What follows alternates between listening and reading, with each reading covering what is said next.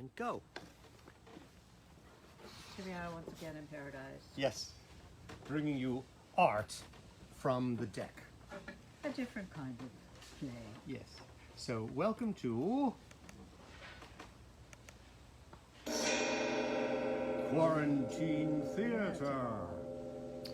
So, did that better than last week. So we're doing a scene from St. Joan today by George Bernard Shaw.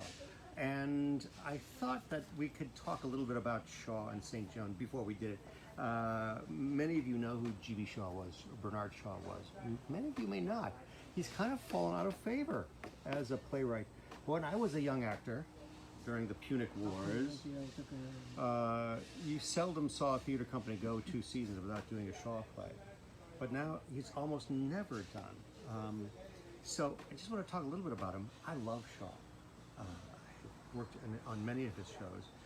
He was born in 1856 and was very long-lived. He died in 1950.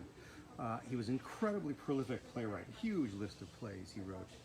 And I always, when I taught history of theater, I would say, well, George Bernard Shaw is like Ibsen with laughs. His plays were very social, lots of social commentary, but they're all very, very witty. And they were all critiques of society.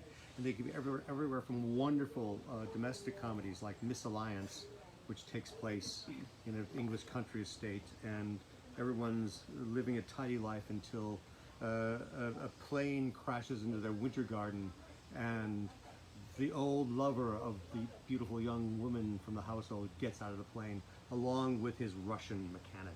It's crazy and very, very funny. Can you tell he was a theater professor? Yes, and for many decades. And then he did also these epic things like on Caesar and Cleopatra or St. Joan.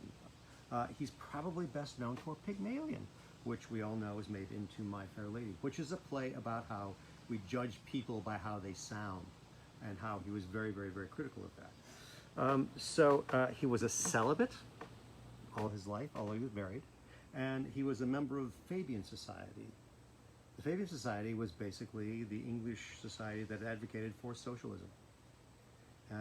And he was probably their most famous member. So, enough about my George Bernard Shaw lecture. His plays are very stagey and very witty at the expense of realism. And we want to talk about this afterwards a little bit because Linda has mixed feelings about this. St. Joan. Everybody knows Joan of Arc, or do we? Basically, we know her as this teenage girl in armor that fought battles and won. And just a little perspective on her. She is a real person from history. She was born in Domremy, the tiniest town in western France. Nowhere. She was there from nowhere. At 13 years old, she started having visions from Michael the Archangel and St. Catherine, who is mentioned in this scene. And she would parlay her way into a position of power with her passion. Suddenly she would be taken to armies to inspire the troops. And this is one of the scenes that portrays St. Joan doing that. This is in the middle of the 100 Years' War, which was the fight for Western France, basically between the French crown and the English crown. We think of France being France and England being England. Actually, Western France was maybe English, maybe French for centuries. And this is where it was all sorted out. Ultimately, France will prevail, which is what Joan is fighting for, which is why Shaw takes her side against the English. And there's much mirth gained by him making wisecracks about the English goddams. Let's see, this play takes place in 1429. We're towards the end of the 100 Years' War. In another 20 years, it'll be decided and the French will win, and largely because of St. Joan's inspiration. She eventually is captured by the English and burned at the stake after a show trial. So it's a very, very, very flamboyant personality in a very, very, very remarkable time by a very, very, very stylized playwright. Shall I shut up now? And the people we are reading are Oh quite yes, young. Yes, you should know that. She's playing 2 principal characters. She's playing, is it Paige? And then she's playing Joan the maid. And yes, Paige is a little boy, and she's brilliantly, distinguishing them because she's such a good actor. I am playing Dunois, who is the commander of the French army, and what we're waiting for is a west wind that will take us across the Loire River to defeat the English, but I can't do it unless I have wind. So that's all we need to say, I think. That's it. That's where we are. So, all right. St. Joan by G.B. Shaw, Act 1, Scene 3. Orléans, April 29th, 1429. Dunois is pacing up and down a patch of ground on the south bank of the River Loire, commanding a long view of the river in both directions. His shield with its bend sinister, his coat of arms, leans beside him. He has his commander's baton in his hand. His page is sitting on the ground, idly watching the water. It is evening. West wind. Ha! West wind, west wind. Strumpet. Steadfast when you should be wanton, wanton when you should be steadfast. West wind on the silver Loire. Ah, what rhymes to Loire? Change, curse you. Change. English harlot of a wind. Change. West, west, I tell you. West wind, wanton wind, willful wind, womanish wind. False wind from over the water. Will you never blow again? See? There. There she goes. Where? Who? The maid? No, the kingfisher. Like blue lightning, she went into that bush. Is that all? You infernal young idiot. I have a mind to pitch you into the river. Looks frightfully jolly. That flash of blue. Oh, look! Look, there goes the other. Where? Passing the reeds. Yes, I see. You blew me up because you were not in time to see them yesterday. You knew I was expecting the maid when you set up your yelping. I'll give you something to yelp for next time. Aren't they lovely? I wish I could catch them. Let me catch you trying to trap them. I will put you in an iron cage for a month to teach you what it's like to feel caged. You are an abominable boy. Bluebird, bluebird. Since I am friend to thee, change the wind for me. No, it does not rhyme. He who has sinned for thee? That's better. No sense of it, though. You abominable boy. Mary in a blue snood, kingfisher color. Will you grudge me a west wind? Halt!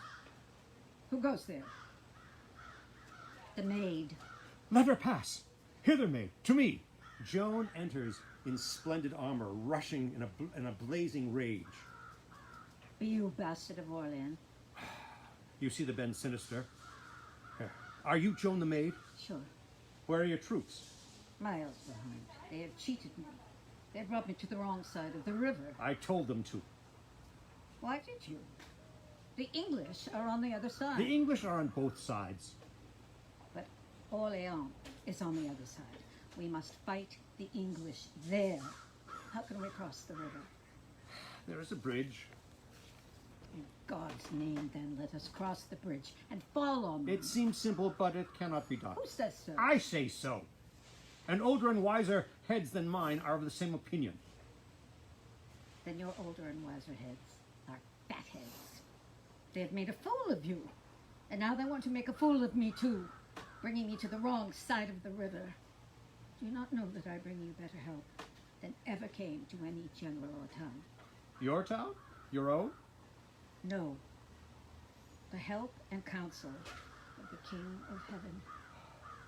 Which way is it to the bridge? You are impatient, maid. Is this a time for patience? Our enemy is at our gates, and here we stand doing nothing. Why are you not fighting? Listen to me. I will deliver you from fear. No, my girl. If you delivered me from fear, I should be a very good knight for a storybook. but a very bad commander of an army. Come, let me begin to make a soldier of you. Now, do you see those two forts down there at the end of the bridge? The big ones? Yes. They ours or the goddamns? Be quiet. Now listen to me.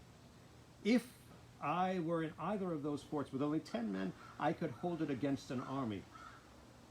The English have more than 10 times 10 goddams in those forts to hold them against us. They cannot hold them against God.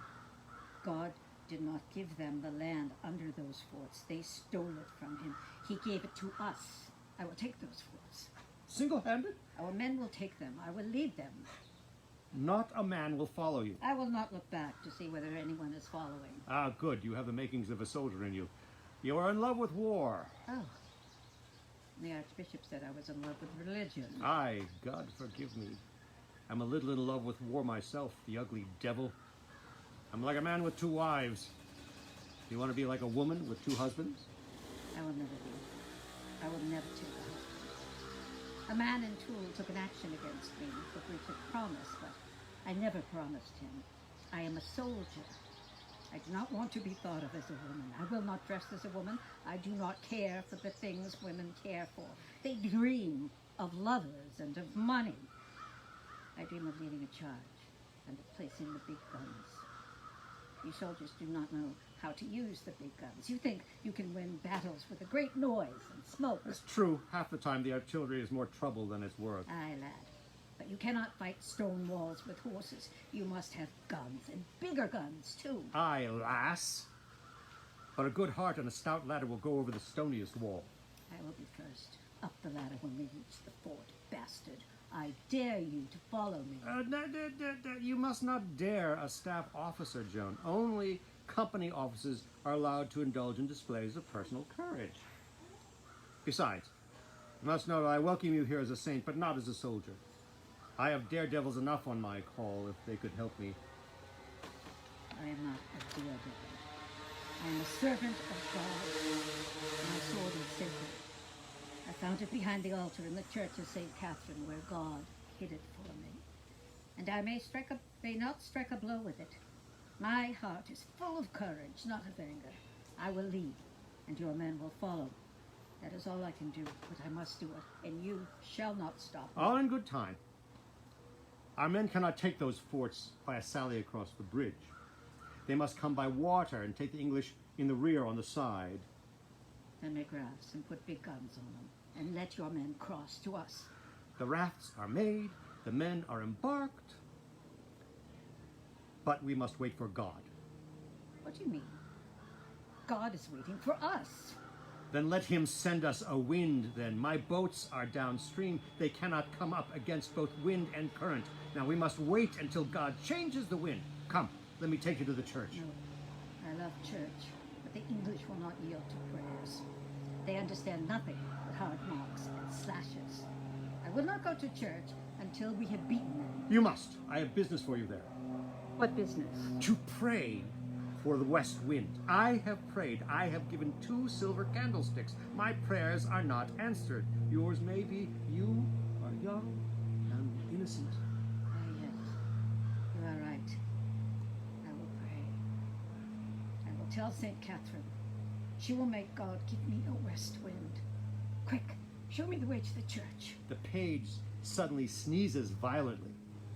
God bless you, child. Come, bastard. They go out. The page rises, follows.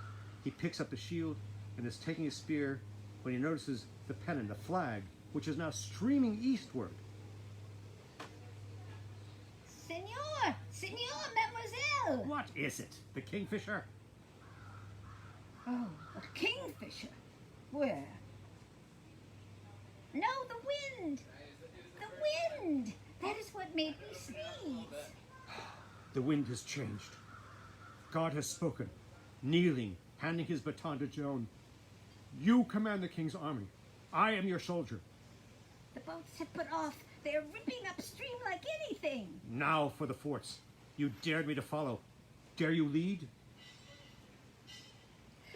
My eyes are blinded with tears. Set my foot on the ladder and say, up, Joan. Never mind the tears. Make for the flash of the guns. Ah, For God and Saint Denis. The page and the soldiers cry, the maid, the maid, God and the maid. God and the maid. Hooray, hooray. They keep her out mad with excitement. So, that's a little George Bernard Shaw. I thought he was funny. He was supposed to be funny. Well, he is funny when he makes a remark about the staff officers and makes wisecracks about how she's, not really a soldier. Anyway, I welcome your opinions about Shaw. Whether you think this is something that's too stodgy and formal and stagey, or is it maybe still speak to us today? You think he doesn't. You think he's too melodramatic. I would need to see it on stage, in action. Okay. I think it's a harder read because there's so much going on.